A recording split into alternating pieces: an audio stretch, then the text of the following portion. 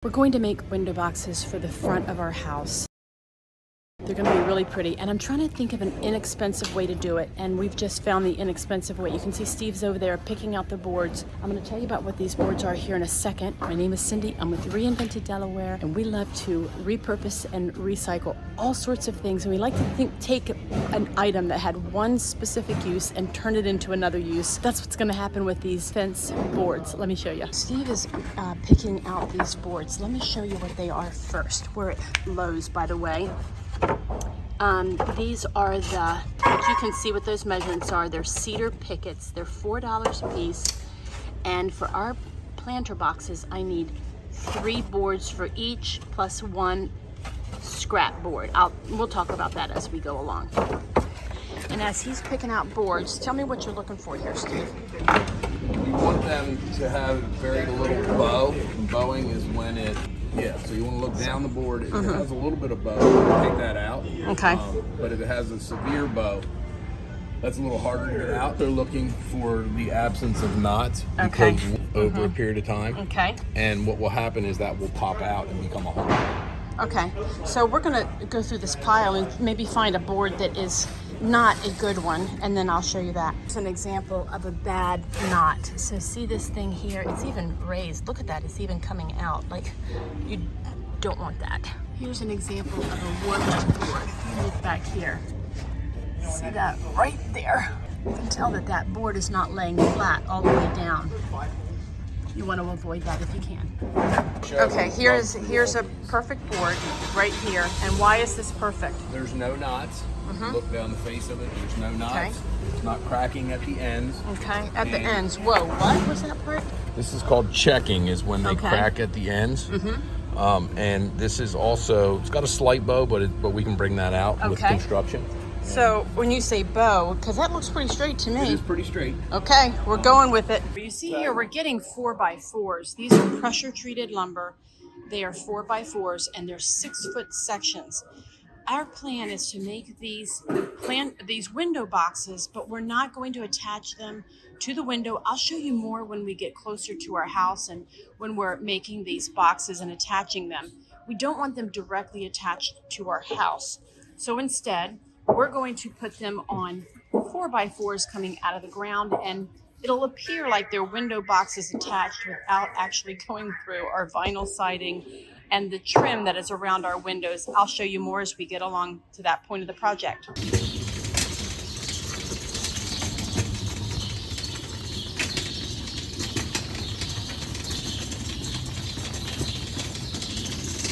We are back from the lumber store, and I have gathered all the supplies out in my workshop. I've got the fence boards, the screws, some L brackets, and then this quick flip drive that I use a lot.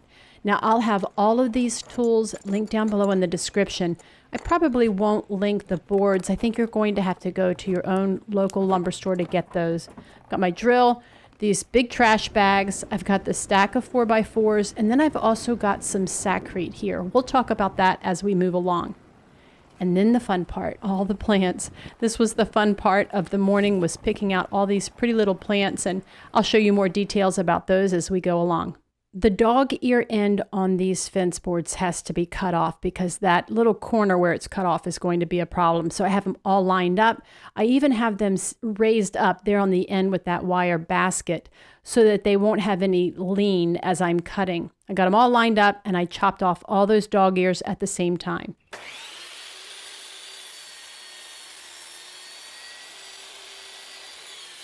Now I'm using my workbench as a couple of extra hands. You see, I opened up that bench vise grip thing. I don't know. It turns. You can put a piece of wood in there and it will hold it steady for you.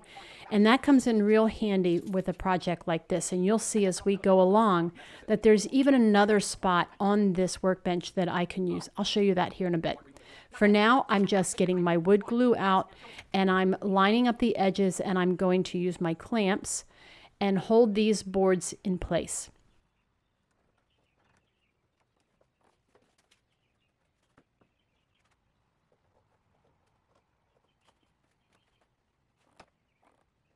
Everything's in place and I'm ready to permanently attach these boards. So I'm using that quick flip drive on my screwdriver, on my drill, what am I saying? And I use the one end, I pre-drill the hole, and then I use the other end to put the screw into the wood. I do each end first just as a way of holding it steady for me, and then I go back into the middle and I add additional screws throughout. You can see that that quick flip drive has a countersink, and that's why I'm able to get that screw head flush with the edge of the wood. Here's the other part of this bench that I really like. It has these plastic, they're like a dowel rod sort of, and you put them in the holes on top of the workbench, and they act as an additional brace or an additional support for a project, like building a box like these window boxes. You just tap them in, then you can move your piece up against it, and when you're working on the other side, it gives you leverage, like pressure that you can apply. So in a way, it's acting as another set of hands. I did the same thing on this side. I added the glue, I clamped it, and then I used my quick flip drill bit on my drill, and I pre-drilled the holes, and then I added the screws to attach it.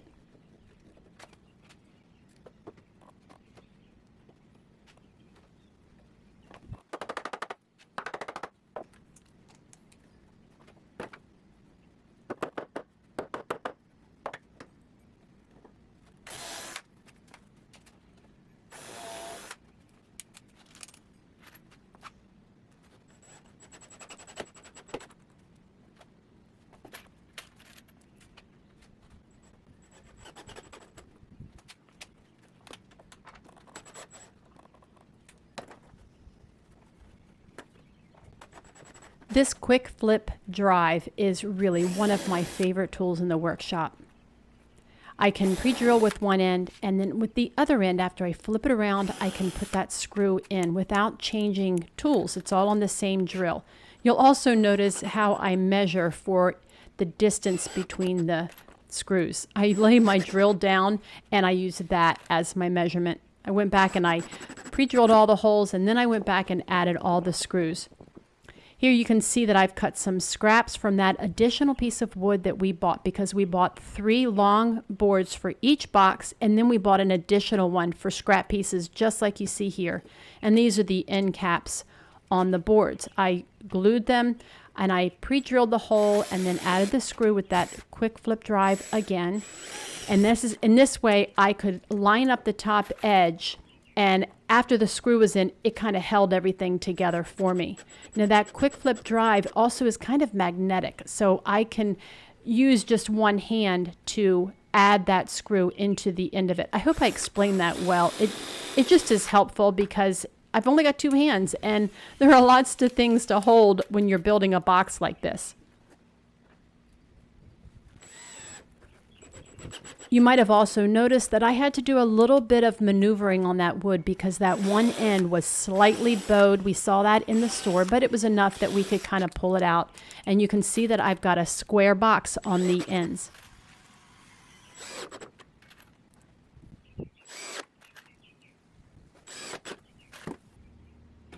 The fence boards that we're using are made from cedar, and they're rated for outdoor. Cedar really does stand the test of time. But these boxes are going to need some drainage holes for the plants that we're putting in. So I just put in a large drill bit, I think it was about 1/4 of an inch, and just made a zigzag pattern with all of these drainage holes on the underside of our window boxes.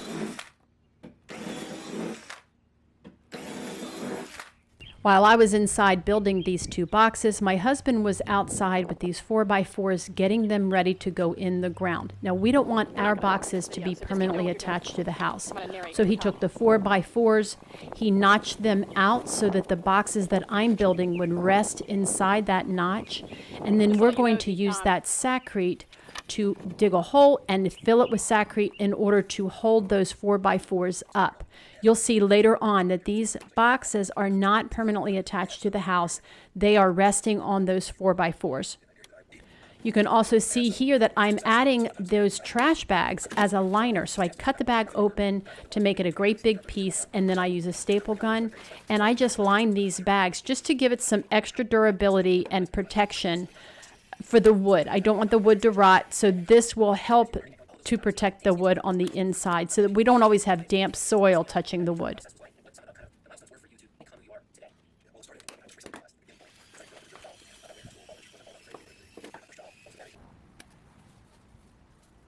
The trim around the windows on our house is black, and I want these window boxes to kind of blend right in. So I'm using this Stain and Sealer solid color by Valspar. This is what my husband used on our pergola on our back patio. And I just went over the whole thing. I grabbed a chip brush that is disposable. I put my gloves on, and I just really worked this stain into the wood. Now this is a stain and a sealer, so I won't need to do anything after I get this stain on there. And once these boxes are up, they're going to just look as though they are part of the house, and that's exactly the look that I want. I've wanted window boxes on the front of our house for a long time now, and I'm so excited because this project only cost about $35 per box. That included the wood, the dirt, the plants. Now, it did not include the 4x4s. That was something that we decided to do, but you don't have to use a 4x4. That's just how we chose it. You can see there the trim that we have. We just did not want to permanently attach these to the trim on our house. So we're using those 4x4s. You can see there the notch, and you can imagine how that box is going to sit on top. He dug a hole, he filled it with Saccrete, and he also put like a PVC surround around each one of those 4x4s just for some additional protection. Here I'm measuring my box just to find the center. And once I find the center, I'll just find the center of my windows, which I can eyeball. And then I know exactly where that box needs to go. While I'm attaching these boxes to those 4x4s, I want to mention, stay tuned to the end because I have a little behind the scenes of what it's like to create a YouTube video like this all by yourself when you're doing the project and recording. It's quite an adventure, so stick around till the end.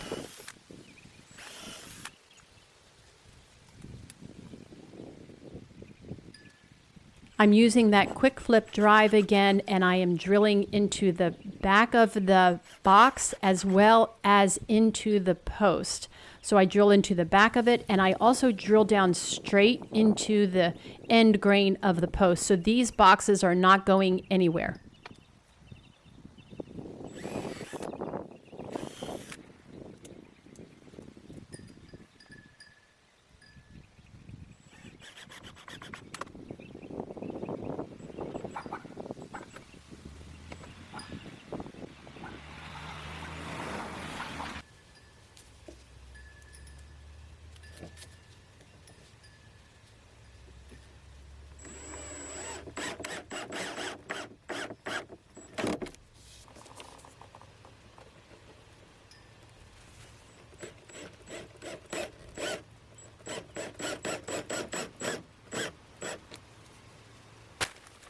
Time to plant. So I filled the boxes with some really good soil, and I had to work around these Nandina bushes. These are some of my favorite bushes in the front of our house, and I was a little worried because I have seen little garden snakes in these areas, so I was really watching where my feet were going, and I have to admit I was a little bit nervous. So I added some compost, I added some good soil, and I just really worked it in there. I love getting my hands dirty. Maybe I should be wearing gardening gloves. I don't know. This is part of what I like to do. And I like the feel of the dirt. I like the smell of the dirt. This is my happy place.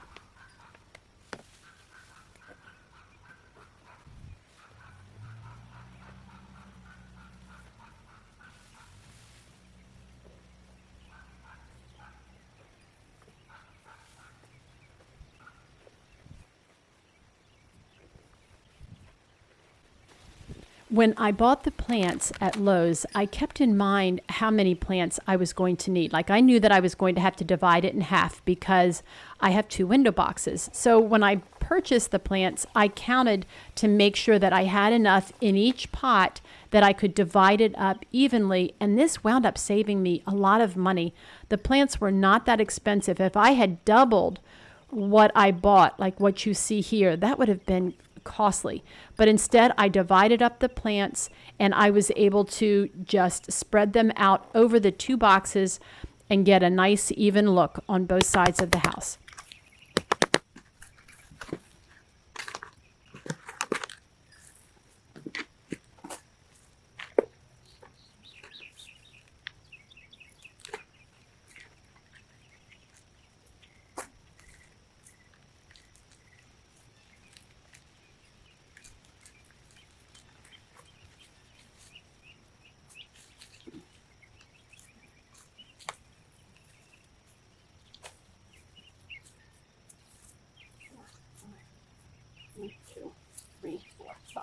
Okay, that's fine.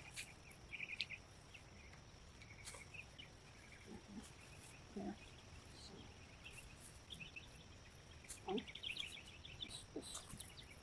Okay, this one and this one. Sure. Sure. Fine.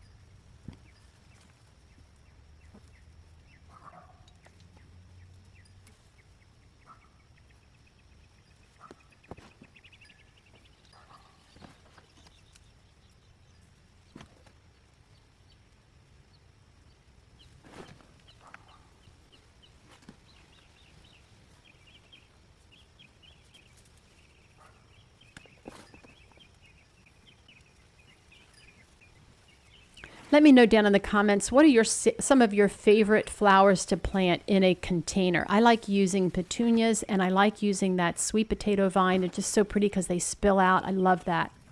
Now, after all the planting was done, I added some plant tone fertilizer just to give these plants a little boost, and then I watered them in really well, and they are doing so good. It's about 2 weeks after, and the window boxes are filling in. And the fun thing is the window that you see right there is our bedroom window. So I can look out in the mornings and I can see these little blooms. It's just such a nice way to start the day.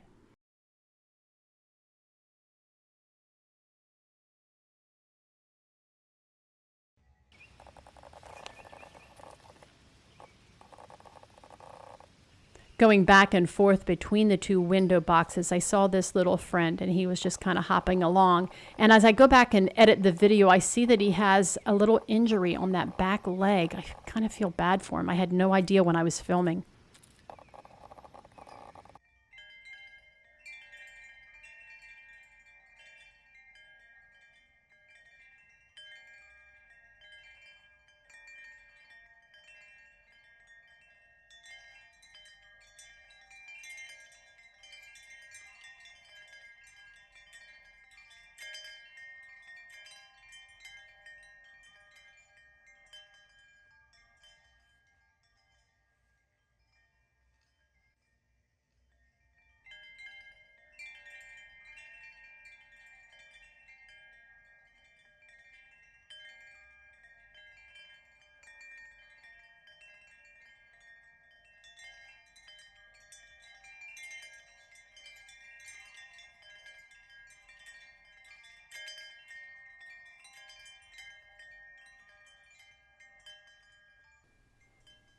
The plan is to paint those 4x4 posts, but I did not get that done before I finished this video. But those 4x4s are going to be painted the same color as our siding. They're going to blend in. Take my word for it. I just did not manage to get it done before I recorded this video. I hope you enjoyed this project. If you get a chance to make window boxes for your home and you use this tutorial, please let me know down in the comments. I would love to know that we have inspired you to do something easy like this for your home. Thanks for watching, and we'll see you next time.